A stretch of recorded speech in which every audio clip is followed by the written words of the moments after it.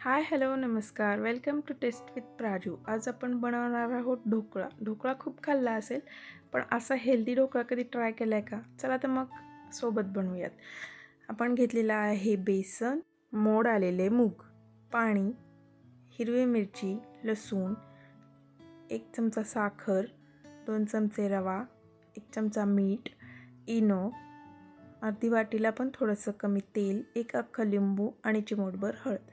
तर आता सर्वप्रथम मिक्सरच्या भांड्यात आपण मूग, त्याचबरोबर साखर, रवा, हळद आणि लिंबू, थोडंसं पाणी घालून बारीक करून घेऊयात.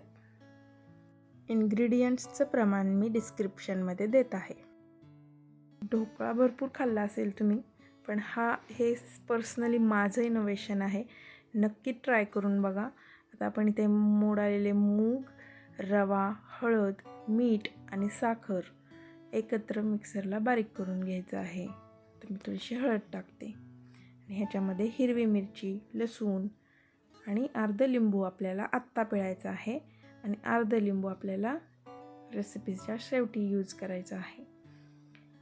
थोडंसं पाणी घालून आपण याची स्मूथ पेस्ट बनवून घेऊयात.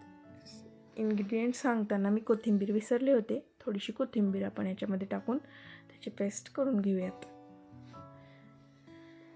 हे पेस्ट झालेली आहे. आता ती एका भांड्यात आपण काढून घेऊ. कशी कन्सिस्टन्सी हवी आहे ती तुम्हाला व्हिडिओमध्ये दिसतच असेल. अशा कन्सिस्टन्सीने ती पेस्ट बनवून आपण ती एका भांड्यात काढून घेऊयात. त्यामध्ये आपल्याला बेसन ॲड करायचं आहे.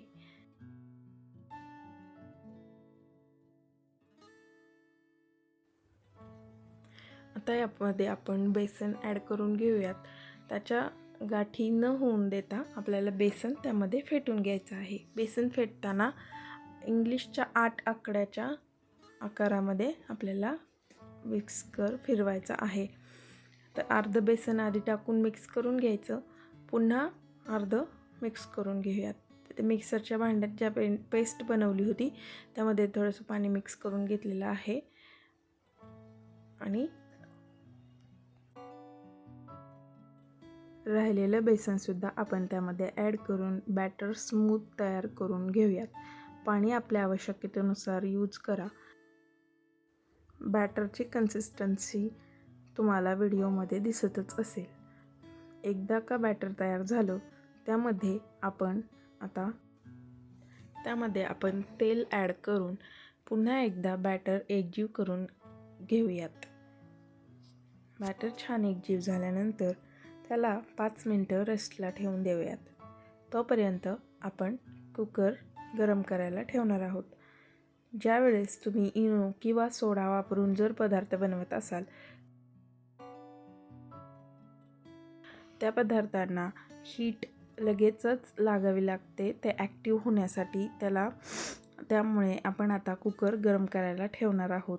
एकदा का कुकर पाणी उकळलं की त्यामध्ये आपण आपला ढोकळ्याचं बॅटर कुकरच्या डब्यात ओतून वाफलायला ठेवून देणार आहोत. 15 ते 20 मिनटात आपला ढोकळा तयार होईल. आता इथे मी पाणी गरम करायला ठेवलं होतं. तोपर्यंत कुकरच्या डब्याला आपण तेल लावून घेऊयात, म्हणजे आपला ढोकळा खाली चिटकणार नाही. अतिशय उत्तम आणि चवदार अशी टेस्ट या ढोकळ्याची येते. अगदी हेल्दी आणि डाएट फ्रेंडली असा हा ढोकळा आहे. तुम्ही एकदा नक्की ट्राय करून बघा आणि मला कमेंटमध्ये सांगा. आता इथे आपल्या पाण्याला वाफ आलेली आहे. आपण आपलं बॅटर कुकरच्या डब्यात ओतून ते 15 ते 20 मिनटासाठी वाफलायला ठेवून देणार आहोत. कुकरची शिट्टी काढून घ्यायची आहे. इथे मी अख्खं 1 पॅकेट इनोचं वापरलं आहे. आता इनो ॲक्टिव्ह होण्यासाठी त्यावरती मी अर्ध राहिलेला लिंबू पिळून घेऊन ते बॅटर पुन्हा फेटून घेत आहे. तुम्ही बघू शकता बॅटर किती छान फ्लफी असं दिसत आहे. आता हे इनो टाकल्यानंतर लगेच आपल्याला कुकरच्या डब्यात ओतून ढोकळा वाफलायला ठेवायचा आहे.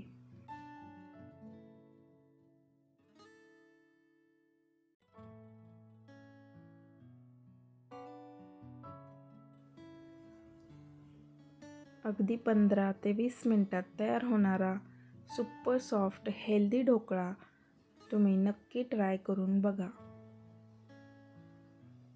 15 मिनिटांनी मी ढोकळा काढलेला आहे कुकरमध्ये. तुम्ही बघू शकता किती छान आपला ढोकळा तयार झालेला आहे. तो कट करून त्याला आपण फोडणी देणार आहोत. ढोकळा काढल्यानंतर त्याला सुई किंवा टूथपिकने तुम्ही चेक करू शकता. जर तुमची टूथपिक किंवा सुई अगदी क्लीन ढोकळ्यातून बाहेर आली तर तुमचा ढोकळा झालेला आहे. आणि जर ढोकळा चिटकत असेल सुई किंवा टूथपिकला तर आणखीन एक 5 मिनटं त्याला वाफलून द्या. ढोकळा नॉर्मल रूम टेम्परेचरला आल्यानंतर त्याला डिमोल्ड करून घ्या. त्याच्या एजेस सुरीने आधी हलक्या लूज करून घेऊन मग ढोकळा एका ताटात पलटी करून घ्या. नंतर त्याला जिरे, मोहरी, कढीपत्ता आणि तिळाची फोडणी, गरमागरम फोडणी द्या. तुम्ही हवे असल्यास आपल्या रेग्युलर ढोकळ्यासारखी ओली फोडणी म्हणजे साखर पाणी घातलेली फोडणी पण देऊ शकता.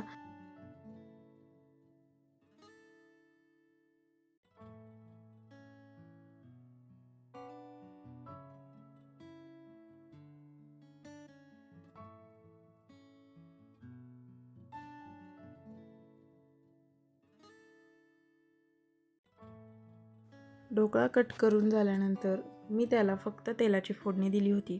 तुम्हाला आवडत असेल तर तुम्ही ओली फोडणीसुद्धा देऊ शकता.